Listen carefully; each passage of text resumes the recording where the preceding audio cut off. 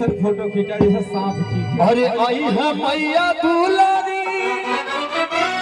भैया बदला ना वैसे रहे दो। जैसे सांप कि आई है मैया दुलारी, हो आई है मैया दुलारी, चुनरी ओ भी मैया, चुनरी ओ भी मैया लगी है बड़ी सुंदरी, अंगना आई है मैया दुलारी, सैया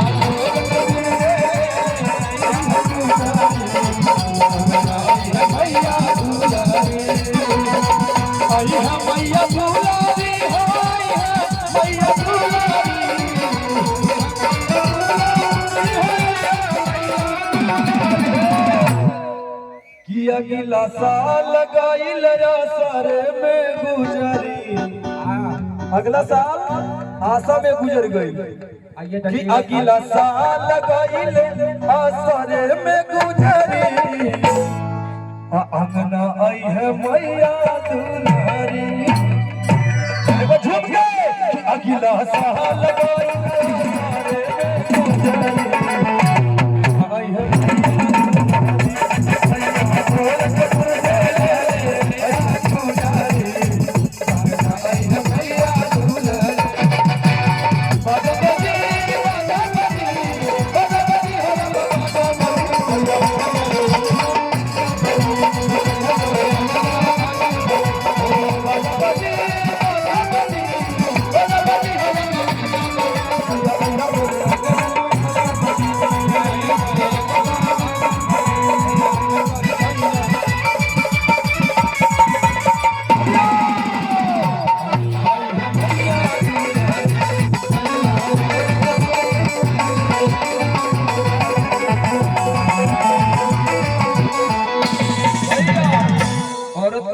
कौन भाव में ऐसे हो कि चाँद के परतावल से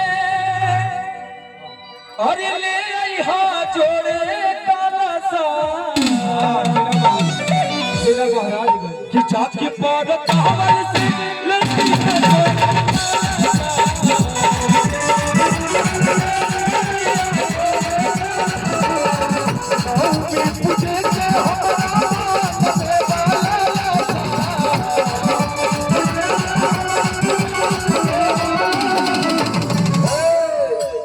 सैया खुशी नगर से लैया साड़ी पियारी, कहे तने में कवन चुनरी मिली, कम से कम 500 वाला आई तब ना चुनरी, संतोष भैया 500 देले बाड़े, हाँ एक चुनरी मिले, रमाकांत भैया की तरफ से ढेर सारा आशीर्वाद बा, और जितना भी माता बहन आने वाली माँ शंकर छपार करे बोल सच्ची दरबार की कि चाँद के पादता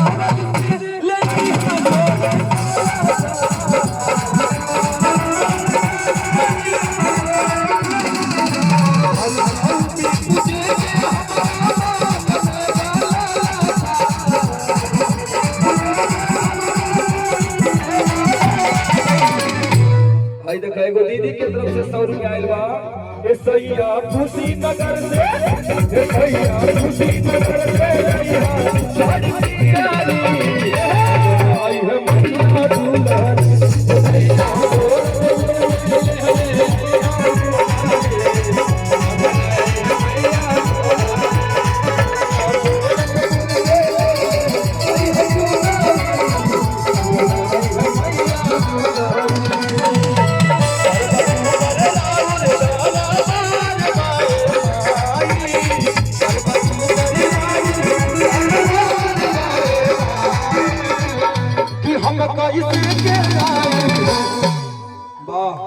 क्या बात है, भैया लोगों के लिए जोरदार ताली बजा जाए माता बहन सब लोग, माई के शेर हो माई के बाग हो। एक बार हमारे इंस्ट्रूमेंट वाले भैया लोग इतना अच्छा बजा रहे हैं, एक बार इनके लिए जोरदार ताली बजाई सब, और हमारे साउंड वाले भैया जो कि गुलरिया से आए हैं गोरखपुर से, कितना अच्छा साउंड सिस्टम है, एक बार हमारे भैया के लिए जोरदार ताली होना चाहिए। क्या बात, वाह क्या बात है, कहना है हे मैया बघवा तो हर लगता की काटी हो, भाई इतना इतना बाग घेरले वाले काटले से डर लगा, भक्त कहा था हे मैया बघवा तो हर लगता की काटी हो, कि एक करा के तनिका डाटी हो। और हमारे रामाकांत भैया की तरफ से 501 रुपए का अरदास आया है। माँ लेहड़ा वाली इसी तरह से इनकी सभी मनोकामना पूर्ण करे। बोल सच्चे दरबार की जय हो।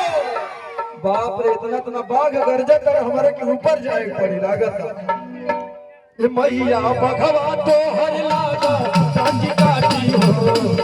ये मैया भगवा तो हर लागा काटी काटी हो। ये करा के तनिका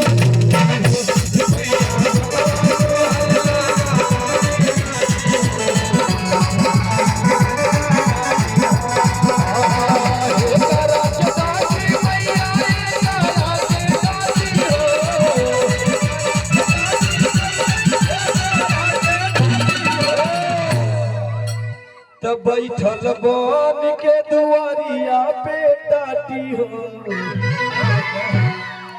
भाई देखो है ना भाई भगवे नीचे में नहीं जा देता ने कहत रहना एंट्री ना बा माई के दरबार लागल बा। ई माई के शेर एक बार बाबू खातिर जोरदार ताली होना चाहिए। कहना है ये मैया भगवा तो हर लागा